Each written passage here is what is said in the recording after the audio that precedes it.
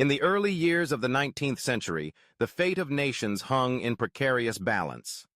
Continental Europe lay beneath the iron will of Napoleon Bonaparte, crowned Emperor of the French in a ceremony of resplendent grandeur. The thunder of his armies echoed from the sweeping fields of Austerlitz to the heart of Prussia, and it seemed that no force on land could stand before his relentless ambition. Yet one island nation remained beyond his grasp: Great Britain, shielded by 20 miles of swirling waters known as the English Channel, a barrier patrolled by the vigilant ships of the Royal Navy. Behind the wind-whipped dunes of Boulogne, Napoleon's pen scratched late into the night. On maps spread before him, he plotted the course of 200,000 men. His Grande Armée, assembled for the greatest gamble of his reign, the invasion of England. With characteristic boldness, he declared, "Let us be masters of the Channel for 6 hours, and we are masters of the world." Simple words, but they embodied a challenge as vast as the ocean itself. Britain's navy, seasoned by decades of conflict, was a foe not to be underestimated. To claim the Channel, Napoleon appointed Vice Admiral Pierre-Charles Villeneuve, a man both skilled and scarred by past defeats. Villeneuve's tenure at the Battle of the Nile had ended in disaster at the hands of Admiral Horatio Nelson. Now, he was called upon to unite the scattered French and Spanish fleets, lure Nelson far from Europe, and return in force to wrest control of the Channel for the narrow window Napoleon needed. Failure would doom the Emperor's designs and his own honor. The Royal Navy, however, was not idle. British ships ringed every French port, forming a blockade of relentless pressure. Yet in the spring of 1805, fortune turned. Under cover of shifting winds, Villeneuve slipped out of Toulon, uniting his ships with the Spanish at Cadiz. Together, they set course for the West Indies, drawing Nelson and his pursuers into a transatlantic chase across wild, storm-lashed waters. It was a feat of endurance and seamanship, but as word of Nelson's approach reached the Allied fleet in the Caribbean, anxiety overshadowed strategy. Villeneuve, beset by rumors and uncertainty, abandoned his rendezvous plans and set sail for Europe. On the distant beaches of Boulogne, Napoleon's frustration mounted. He waited for his navy's return, a return that grew ever more improbable with each passing day. Weeks slipped away, and with them the momentum of invasion. As Villeneuve's fleet neared Europe, misfortune struck off Cape Finisterre. Admiral Calder and the British intercepted the Franco-Spanish fleet, resulting in a confused and bloody engagement. Though neither side claimed outright victory, the confrontation shattered Villeneuve's confidence. His ships, battered and weary, limped south toward Cadiz, forsaking the critical task of joining with French forces at Brest. When word of this retreat reached Napoleon, the Emperor erupted in fury. His meticulously laid plans, the dreams of conquest and domination, evaporated on the tides. "What a navy! What an admiral!" he fumed. The invasion of England was unceremoniously cancelled, and the Grande Armée was ordered east, destined for legendary triumph at Austerlitz.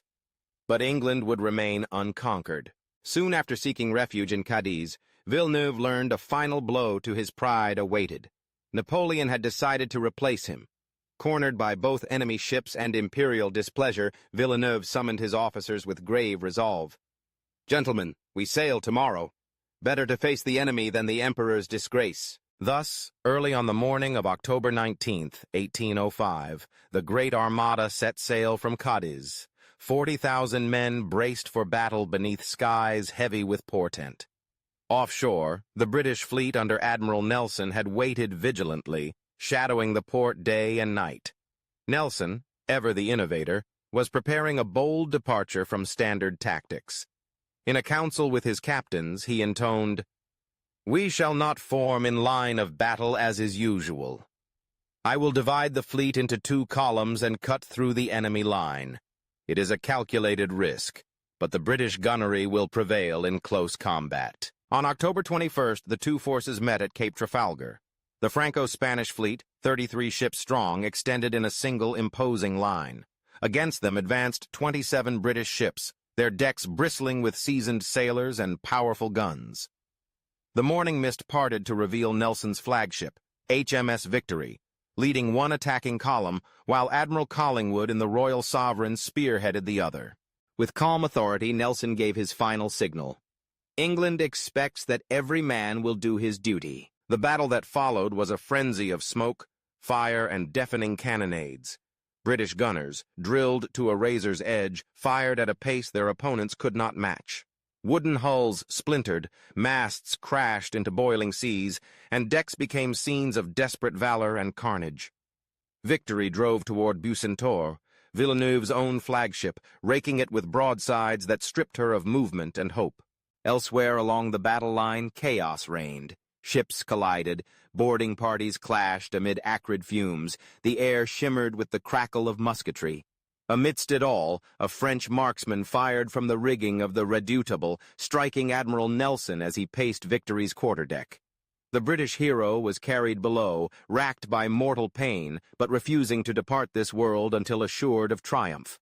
One by one, Franco-Spanish ships lowered their colors. At last, Villeneuve's battered Bucentaure surrendered. British officers brought to Nelson the news he longed for. The enemy fleet was shattered, 17 ships had been captured or destroyed. Summoning his strength, Nelson whispered, "Thank God I have done my duty," before slipping into eternity. The toll was terrible. While the British lost no ships, over 1,500 men fell in the fight, their admiral among them. The combined fleet lost more than 19 ships, and thousands dead, wounded, or captured. A savage storm in the battle's wake wrecked many of the prizes, but the strategic outcome was unaltered. Villeneuve, now a prisoner, was granted a brief, poignant privilege: attendance at Nelson's monumental funeral in London, where the city mourned the man who had saved their island from invasion. Released months later, Villeneuve returned to France, bearing the weight of defeat. By April 1806, as Napoleon soared to further victories on land, Villeneuve's life ended mysteriously in Rennes, his death forever shrouded in speculation and sorrow. The Battle of Trafalgar's legacy was both immediate and profound. Napoleon's dreams of invading Britain were dashed forever. British naval mastery allowed the island kingdom to marshal coalitions, fund resistance, and build an empire unrivaled in scope. Today, atop a column in Trafalgar Square, the figure of Nelson watches over London. The ripples of this battle reach even now, a reminder of how a single day at sea, marked by heroism, folly, and fate, reshaped the destiny of nations. In the swirling mists off Cape Trafalgar, the echoes of cannon fire and courage whisper that history's course was steered not only by the ambitions of emperors, but by those willing to risk all when the storm clouds gathered. If you enjoyed this historical journey, please support our channel by liking, subscribing, and sharing your thoughts in the comments. Don't miss our upcoming content.